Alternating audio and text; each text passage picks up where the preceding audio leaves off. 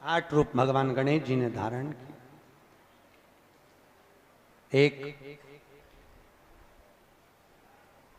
मयूरेश्वर गणेश, दूसरा सिद्धि विनायक, तीसरा बल्लालेश्वर, फिर वरद विनायक, फिर चिंतामणि, फिर गिरजात्मज, फिर भगवान गणेश विघ्नेश्वर अष्ट विनायक, फिर महागणपति। ऐसे गणेश जी के 8 नाम हुए। उस समय तिजोरी के अंदर जो गणेश की प्रतिमा रखी जाती है किस नाम से रखी जाती है? तो तिजोरी में हम जो गणेश की प्रतिमा रखते हैं वो वरद विनायक के नाम से रखते हैं। कौन सा गणेश? वरद। वरद विनायक के नाम से तिजोरी में गणेश रखते हैं। और वरद विनायक के नाम से गणेश जी तिजोरी में रखाते हैं। आपको कथा में कहा था, घर में सीधी सूंड का गणेश और व्यापार व्यवसाय ऑफिस में उल्टी सूंड का गणेश होना चाहिए। वरद विनायक को तिजोरी में। जब मकान का गृह प्रवेश होता है तो गणेश जी की पूजन जो दरवाजे पर करी जाती है उसे सिद्धि विनायक गणेश कहते हैं। कौन सा गणेश? सिद्धि विनायक। जब हम घर में शुभ कार्य हो, बंदर बाल लगाएं, कोई दरवाजे पर शुभ लाभ लगाएं या स्वस्तिक बनाएं या माताएं दरवाजे पर रंगोली डाले तो उसी समय पर सिद्धि विनायक के नाम से रंगोली डालना चाहिए। तो घर में लक्ष्मी बढ़ती है, सिद्धता बढ़ती है।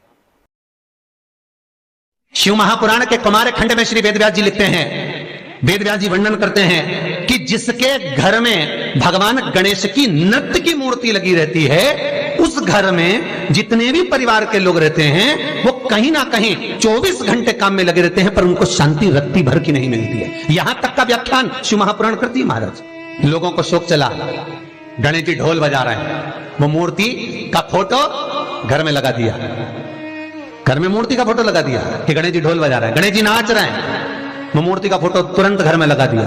वेदव्यास जी ने कुमार खंड के अंदर वर्णन करा, यदि देवता के अपमानजनक मूर्ति या स्मरण पूजन का भाव अगर कहीं लगाया भी जाता है तो उस घर में शांति रत्ती भर की नहीं रहती है महाराज। यहां तक शिव महापुराण कहती है कि भगवान शंकर का शिवलिंग आप घर के अंदर रख सकते हो, भगवान शंकर का शिवलिंग घर में रखकर पूजन कर सकते हो, भगवान शंकर के शिवलिंग का आप स्मरण कर सकते हो, भगवान शंकर के शिवलिंग की आप पूजन कर सकते हो। पर शंकर, जब शिवपुराण खुद कह रही है कि शंकर का जो भौतिक स्वरूप है, शंकर का जो शारीरिक स्वरूप है, जैसे आप शिव महापुराण के पीछे जो बैनर देख रहे हो, इस बैनर में शंकर जी का जो स्वरूप दिखाया जा रहा है, ऐसी मूर्ति तप करने वाली, ऐसी मूर्ति आशीर्वाद देने वाली, ऐसी मूर्ति जो भगवान शंकर का मूल स्वरूप दर्शाती हो, ऐसी मूर्ति घर के अंदर नहीं रखी जाती। स्वयं शिव महापुराण करे।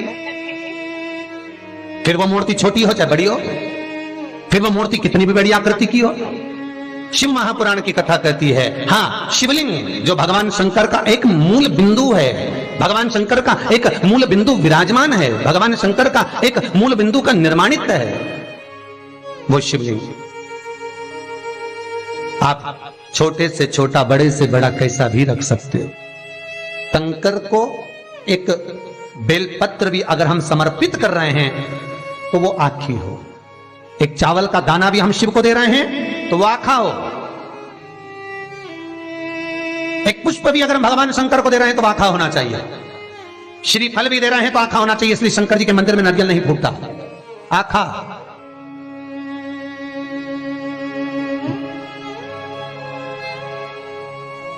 समर्पण भी हो तो पूर्ण हो, आखा, आधा नहीं।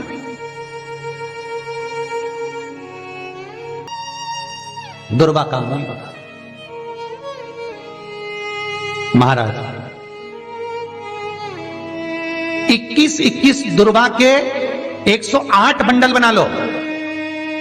अगर एग्जाम में बैठ रहे हो, सरकारी परीक्षा में बैठ रहे हो, पास नहीं हो रहे, नौकरी नहीं लग रही, बहुत जगह इंटरव्यू दे दिया, 21 दुर्वा के 108 बंडल बनाओ, उसकी माला बनाओ और देवी के मंदिर में, माता जगदम्बा के मंदिर में, अर्थात जहां शंकर पार्वती पूर्ण परिवार विराजमान हो, ऐसे देवी के मंदिर में गणेश जी के गले में वो माला अर्पण करिए है, अपना नाम बोलकर और जिस एग्जाम में बैठ रहे हैं उसका भाव वर्णन कर महाराज। और वहीं से एक पुष्प लेकर अपने कमरे में जहां पढ़ते हो कांच की प्लेट में उस फूल को रख दीजिए और दूसरे दिन एग्जाम के लिए चले जाइए, आपको उसका फल अवश्य मिलेगा, अवश्य मिलेगा। आप उसमें उत्तीर्ण होंगे, फल प्राप्त होगा, दुर्वा सुख का अनुभव करा दे। विनायक चतुर्थी का लड्डू। विनायक चतुर्थी से मतलब अगर कहीं शिव महापुराण की कथा हो रही हो और गणेश जी का जन्मोत्सव मनाया जाए तो 4 लड्डुओं को लुटाया जाता है। एक लड्डू अपनी पड़ोसन को दिया जाता है, दूसरी लड्डू अपनी पास वाली को दिया जाता है, तीसरा लड्डू पीछे की ओर फेंका जाता है और चौथा लड्डू उचका कर अपने झोली में झेला जाता है संपदा के लिए।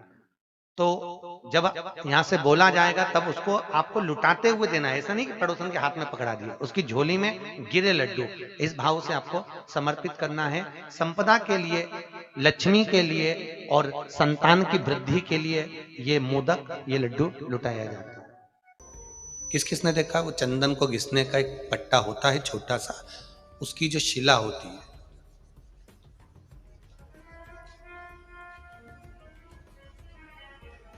चंदन घिसने की जो शिला पट होता है, अगर वो शिला नहीं भी हो तो एक छोटा सा पत्थर, छोटा सा पत्थर, हमारे यहां बहुत सुंदर भाव कहा गया है।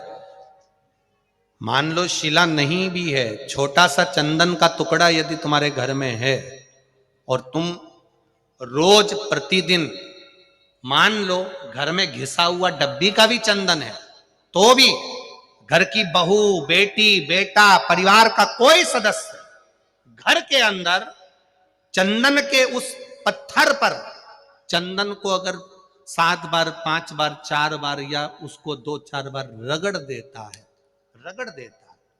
तो उसके घर में कभी कर्जे का क्रम नहीं होता, कर्जा नहीं बढ़ता, कर्जे से वो निवृत्त होता है। पर वो चंदन का पट घिसना होना चाहिए।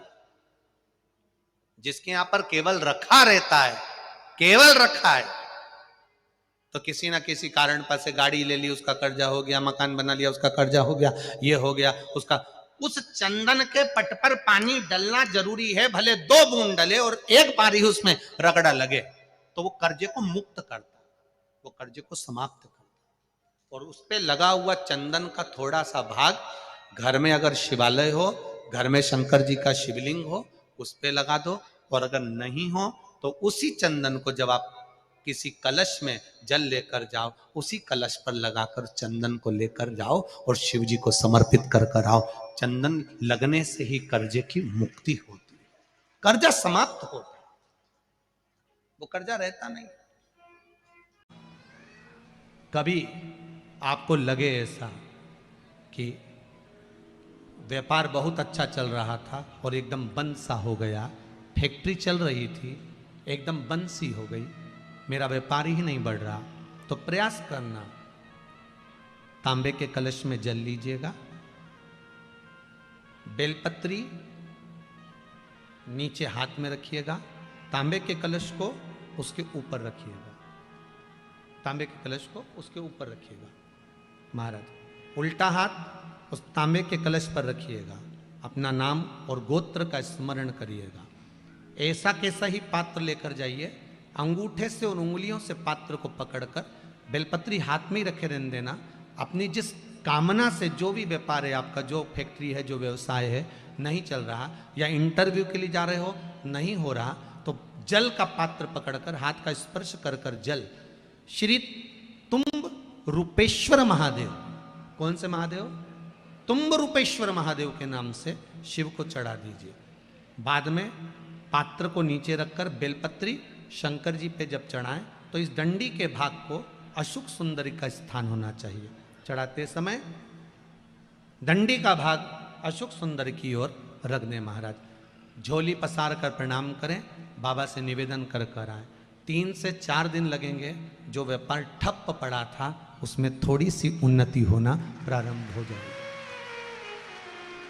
तुम रूपेश्वर महादेव भगवान शंकर आनंद की राशि हैं, शिव सुख की राशि, आनंद देंगे।